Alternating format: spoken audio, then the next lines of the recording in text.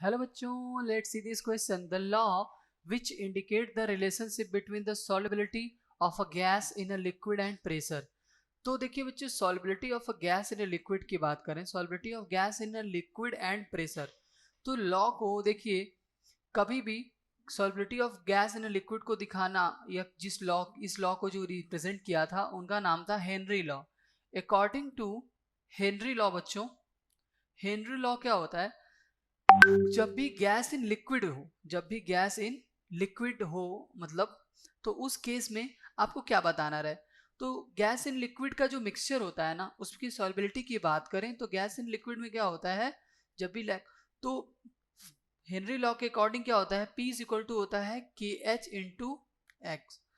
तो यहाँ पे pressure of a gas is directly proportional to mole fraction of solute particle that add in it, जो कि इसमें ऐड हुआ है. ठीक, तो यहाँ पे बच्चों ये है प्रेशर जो कि मोल फ्रैक्शंस के डायरेक्टली प्रोपोर्शनल है, जो गैस आप डिसॉल्व कर रहे हो इस लिक्विड में. जब भी आप किसी लिक्विड को या गैस को लिक्विड में डिसॉल्व करते हो ना, तो वो इस प्रेशर के डायरेक्टली प्रोपोर्शनल होता है. इस गैस जो इस लिक्विड के एबव गैस इकट्ठी होती है ना, उसके डायरेक्टली क्या होता है, प्रोपोर्शनल होता है. तो मैंने यहाँ पे लिखा P इज इक्वल टू क्या है, KH इंटू एक्स. तो ये करेक्ट लॉ किसके द्वारा दिया गया था, ये लॉ दिया गया था आपका हेनरी लॉ के द्वारा.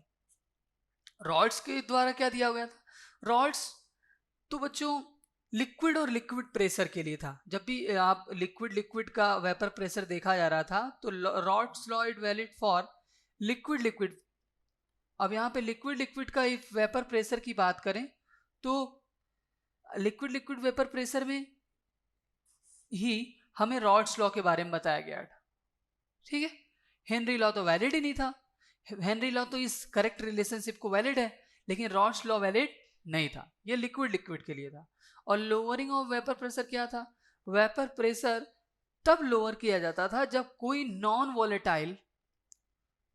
वॉलेटाइल सॉल्यूट को ऐड किया जा रहा था ना, तब जाकर के वेपर प्रेशर डिक्रीज हो रहा था.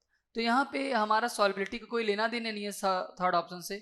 और वॉन्टॉफ फैक्टर कैसे आता था, वॉन्टॉफ लॉ तब आया जब हम लोग इलेक्ट्रोलाइट का यूज करने लगे. जैसे ही इलेक्ट्रोलाइट यूज में आया, तब वहां पे वॉन्टॉफ फैक्टर की रिस्पॉन्सिबिलिटी अब हमें लेके चलनी पड़ेगी. लेकिन इससे सॉल्युबिलिटी का कोई लेना देना नहीं था. तो सिर्फ और सिर्फ गैस की सॉल्युबिलिटी इन लिक्विड प्रेशर के साथ किसमें दिखाई गई, हेनरी लॉ में. तो हमारा option B is correct answer regarding to your question.